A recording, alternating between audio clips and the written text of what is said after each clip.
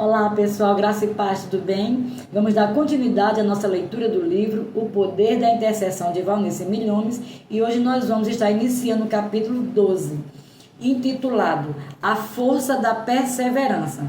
Com toda oração e súplica, orando em todo o tempo, no Espírito, e para isso vigiando com toda perseverança e súplica por todos os santos. Efésios 6, verso 18. Regozijai-vos na esperança, sede pacientes na tribulação, na oração perseverantes. Romanos 12, verso 12. A oração intercessória requer constância, persistência, intensidade, perseverança. Ela difere muito da petição que fazemos em nosso favor, baseada em uma promessa e em certeza de fé. Quando oramos por nós, exercemos uma fé pessoal em Deus e suas promessas, de acordo com o grau de confiança que temos nele. Conhecemos a situação, conhecemos-nos e estamos pessoalmente lidando com o caso na presença de Deus. Caso haja algum obstáculo, ele nos revela e resolvemos a questão. Em se tratando da intercessão, há pelo menos 3 coisas a considerar e que podem exigir mais esforço e batalha na oração.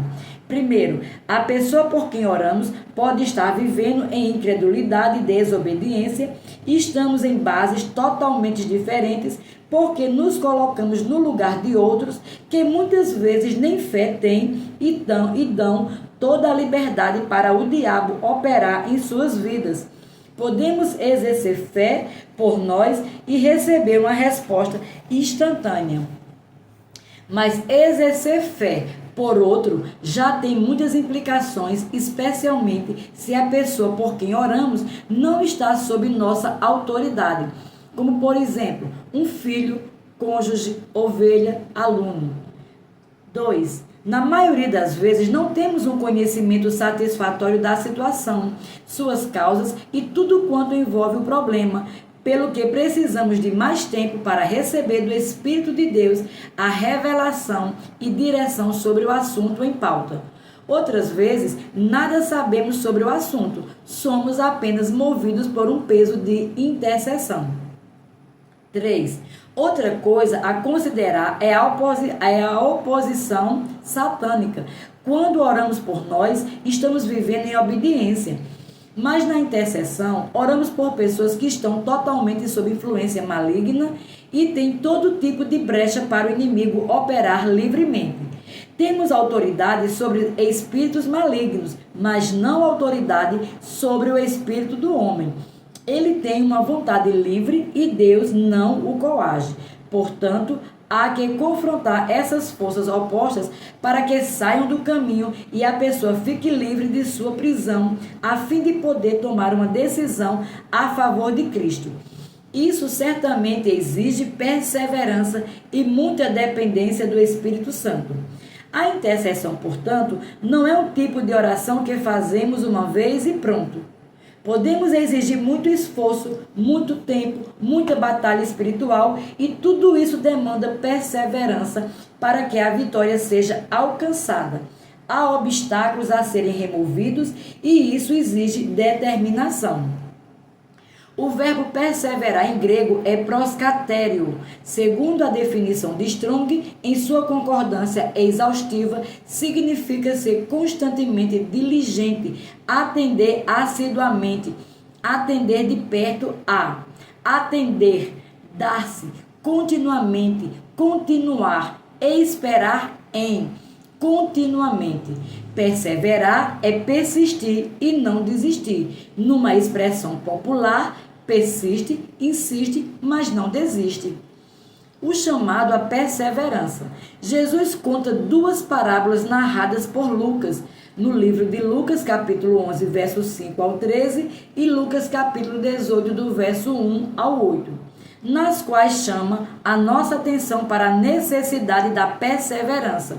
Isto é, sobre o dever de orar sempre e nunca esmorecer. Lucas 18, verso 1.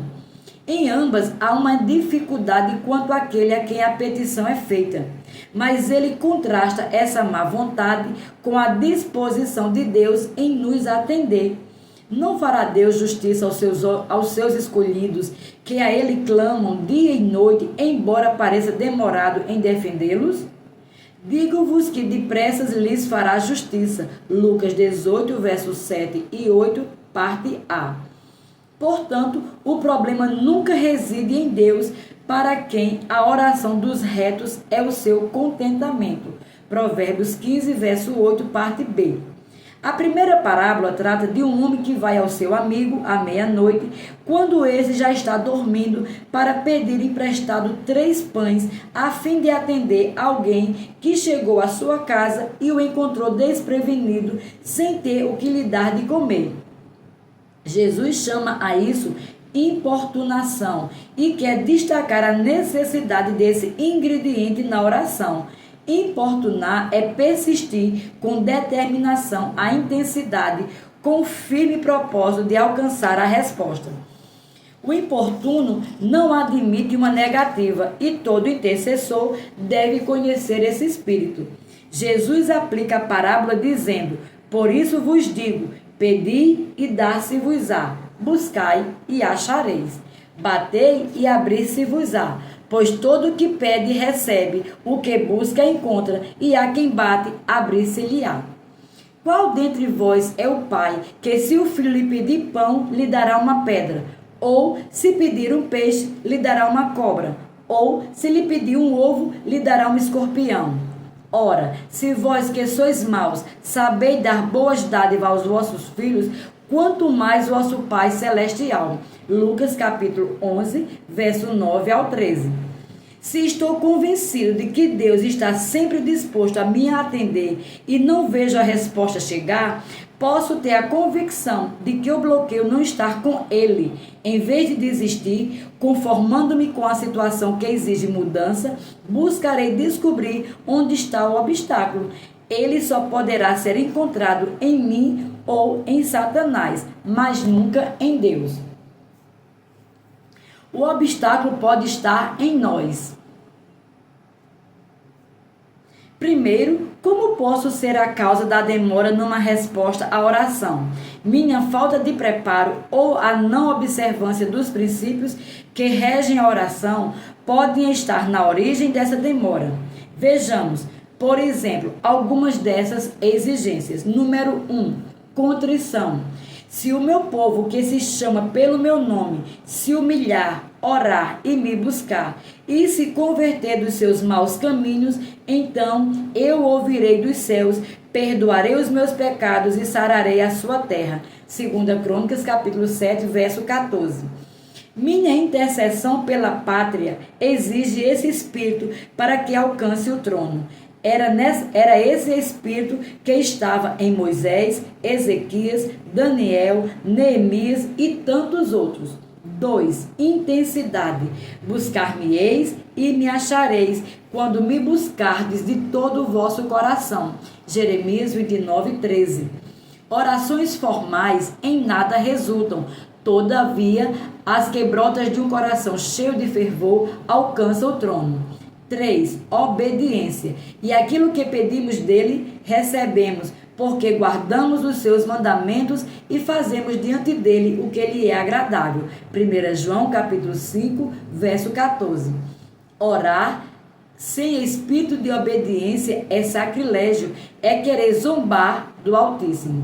4. Permanência. Se permanecerdes em mim e as minhas palavras permanecerem em vós, pedireis o que quiserdes e vos será feito. João 15, verso 7.